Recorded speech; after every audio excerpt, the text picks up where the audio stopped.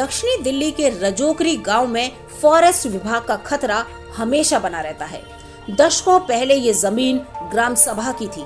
इसके बाद इसे फॉरेस्ट लैंड घोषित कर दिया गया, लेकिन यहाँ पर रहने वाले लोग आज भी अपनी जमीन पर रहते हैं। इस गांव में फॉरेस्ट विभाग को लेकर विवाद काफी दिनों से चल रहा है। लिहाजा रजोकरी इलाके के लोगों के निवेदन पर नई दिल्ली के डीएम, फॉरेस्ट विभाग के अधिकारियों के अलावा कई आला अधिकारी रजोकरी इलाके में पहुंचकर लोगों से उनकी समस्याओं के बारे में ऑन द स्पॉट बात की। रजोकरी पहाड़ी में बड़े बड़े अधिकारियों का सामूहिक दौरा। नई दिल्ली के डीएम संतोष कुमार रॉय, फॉरेस्ट विभाग के डीसीएफ नवनीत कुमार, एसडीएम वसंत विहार विनय भार्गव रजोकरी पहाड़ी जमीन और जन सुविधाओं को लेकर काफी परेशानी और समस्याएं कई दशकों से हैं। स्थानीय लोगों की समस्याओं को सुनने के लिए चुनाव के वक्त नेता तो आते हैं, लेकिन चुनाव जीतने के बाद इनकी समस्याओं को लेकर कोई भी इनकी सुध नहीं लेता। रजोकड़ी पहाड़ी का एक पुराना इतिहास रहा है। रजोकड़ी की पहाड़ी में वर्षों पहले खनन का काम चलता था।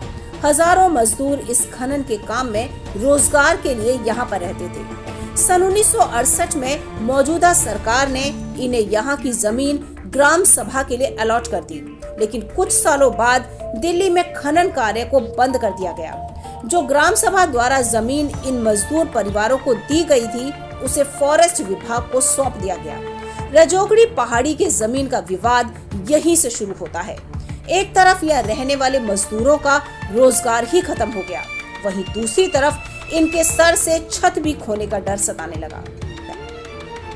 देखिए, एज ए एडमिनिस्ट्रेटर हम लोग का प्रशासन में सबसे पहला जो काम होता है वो ये होता है कि जनता की बात को सुनना, समझना।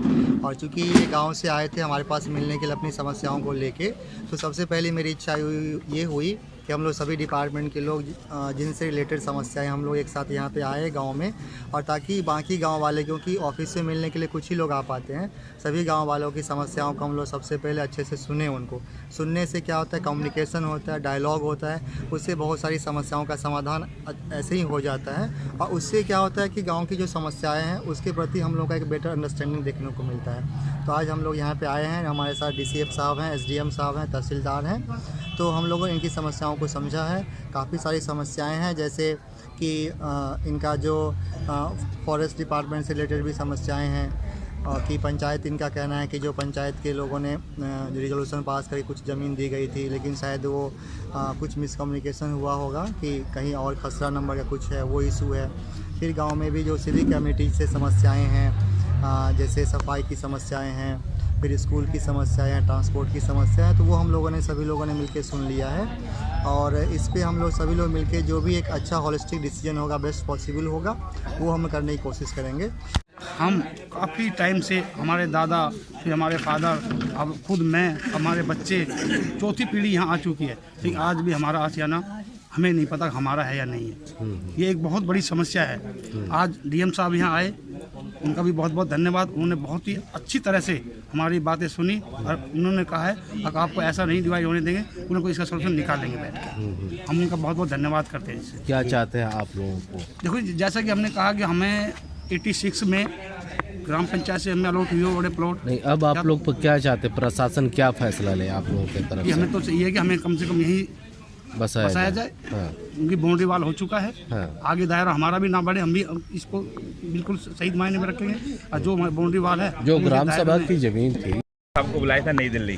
संतोष कुमार राय जी डीएम साहब थे, फॉरेस्ट DCF नवनीत कुमार जी थे, वीडियो साहब थे, राकेश शर्मा जी, SDM साहब थे, विनय कुमार जी, तहसीलदार जी थे, योगेश कुमार जी। विषय ये था सर, हम यहाँ पे 1968 से लगातार रहते आ रहे हैं। अब ये फॉरेस्ट में कब जमीन चला गया, कब नहीं करा, कोई पता नहीं। और फॉरेस्ट का नोटिस आता है कि तुम यहाँ से खाली करो। और हमें 84 में यहाँ से ग्राम सभा ने हमें प्लॉट अलॉट किए गए हैं, खसरा नंबर अलॉट की दी गई है। तो हमने डीएम साहब को इसीलिए बुलाया था कि हमारी जो समस्या है उनको सोल्व करें। वीडियो पसंद आई तो लाइक करें, सब्सक्राइब करें न्यू टाइम्स को, और अपडेट सबसे पहले पाने के लिए प्रेस करें बेल आइकन को।